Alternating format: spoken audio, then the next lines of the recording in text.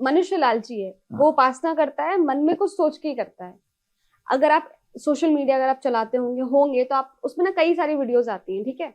अगर मैं आपको एग्जांपल दूं तो कहेगा आपको इल्यूजन हो रहा है, आप बहुत ओवरथिंक कर रहे हैं, आपके मन में बहुत ज्यादा नेगेटिविटी भर गई है, तो आप गायत्री मंत्र का जाप करना शुरू कर दीजिए। आपको रात में डर लगता है, आप अकेले रहते हैं, तो आप आइगिरी नंदिनी सुनना शुरू कर दीजिए या महिषासुर मर्दिनी सुनिए।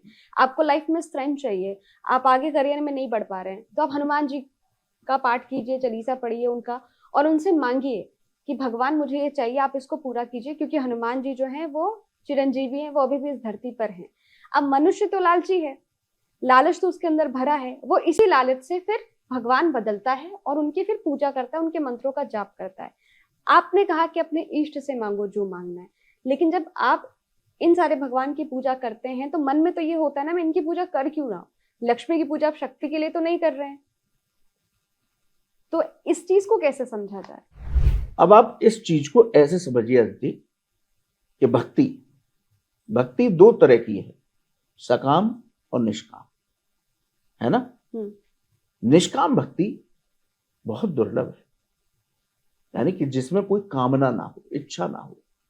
यदि मैं संत की भी बात करूं तो संत भी क्या मांग रहा है भगवान से, कहीं ना कहीं भजन कर रहा है तो क्या मांग रहा है, मोक्ष मांग रहा है।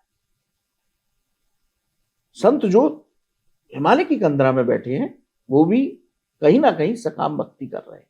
निष्काम करना बड़ा मुश्किल है। निष्काम यानी कि मुझे कुछ नहीं चाहिए, बस आप ही आप, आपका दर्शन मिल जाए बस एक बार। और काम भक्ति, इसकी भी पूरी तरह से मान्यता है। आपकी इच्छाएं, आपके इष्ट देव या आपके भगवान जो भी उससे संबंधित है, वो सकाम भक्ति भी करनी चाहिए। आप उनसे मांगेंगे तो वो जरूर देंगे।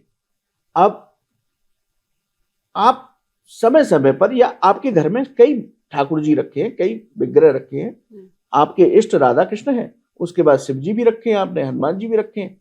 रोज थोड़ा थोड़ा सबका जप आप करते हैं। शिव जी की तरफ देखा तो ओम नमः शिवाय का जप कर लिया, लक्ष्मी जी की तरफ देखा तो लक्ष्मी चालीसा का पाठ कर लिया, मंगल अबार आया तो हनुमान जी का पाठ कर लिया। देखिए अदिति, आप किसी भी देवता की पूजा कर रहे हैं तो वो व्यर्थ नहीं जाती, है ना। आप अपने इष्ट देव के कवच में हैं, और जहां आप और भी देवताओं को उसमें समाहित करते हैं तो उनकी भी ऊर्जा, उनकी भी कवच आपके चारों तरफ बनने लगता है, तो वो भी गलत नहीं जाती। आपको कोई विशेष इच्छा है और आपको लगता है कि लक्ष्मी जी पूरी करेंगी या हनुमान जी पूरी करेंगे, या किसी ने आपको बता दिया, तो आप पूरी निष्ठा के साथ, आपने एक बार को अपने इष्ट देव को नहीं समझा, लेकिन हमारे इस पॉडकास्ट से लोगों को अब अपना इष्ट समझ में आ जाना चाहिए कि मुझे जो मांगना है, मुझे हनुमान जी की भी साधना करनी है, मंगलवार को सावन आएगा तो मैं शिव जी की भी उपासना करूंगा, दिवाली आएगी तो दिवाली पूजन भी करूंगा, सब कुछ करूंगा। और मैं एक विशेष बात बता देता हूं आपको कि जब भी कोई अनुष्ठान घर में हो या जब भी हम पूजा करें, हमेशा याद रखें कि सबसे पहले गणपति पूजन के बाद अपने इष्ट देव का ही पूजन करना चाहिए। सबसे पहले हम क्या करते हैं, स्थान देवताभ्यो नमः, स्थान देवता की पूजा करते हैं, गणपति पूजन करते हैं, फिर आते हैं गुरु के चरणों में, गुरु को याद करते हैं, गुरु की पूजा करते हैं, फिर उसके बाद इष्ट देवताभ्यो नमः। तो पहले किसकी पूजा करनी है, हम कर रहे हैं दिवाली का पूजन, लक्ष्मी जी का पूजन कर रहे हैं, लेकिन हम पहले किसका, जो पूजा पद्धति के अंग में है, तो वो किसका आ रहा है, इष्ट देवताभ्यो नमः। अच्छा, सबसे एंड में उस जिसका पर्व है, जिसका पूजा कर रहे हैं, उनकी पूजा शुरू होती है। तो इष्ट देव को याद करना ही करना है। जब इष्ट देव की कृपा प्राप्त होगी तो उस पूजा का पूर्ण फल प्राप्त होगा। हे प्रभु, अपने इष्ट देव के चरणों में कि आज मैं आपकी कृपा से, आपके आशीर्वाद से महालक्ष्मी का ये दीपावली उत्सव मना रहा हूं, इनका पूजन करने जा रहा हूं। आप मेरे जो भी गलतियां हो उनको आप मेरी को क्षमा करवाना और मेरे को इस पूजा का पूर्ण फल देना। ये इष्ट देव से प्रार्थना होती है पहले। क्या आप जानते हैं श्री कृष्ण ही काली है?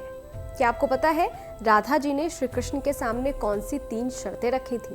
क्या आप जानते हैं कि द्रौपदी पिछले जन्म में कौन थी और उन्हें 5 पति कैसे मिले? स्तुति चैनल पर सोमवार से शुक्रवार हम लेकर आ रहे हैं ऐसी ही पौराणिक और रहस्यमय कहानियों की खास सीरीज, जहां हर कहानी में छिपा है धर्म, रहस्य और जीवन का गहरा सच। तो अभी स्तुति चैनल को सब्सक्राइब कीजिए और इस अद्भुत सफर का हिस्सा बनिए।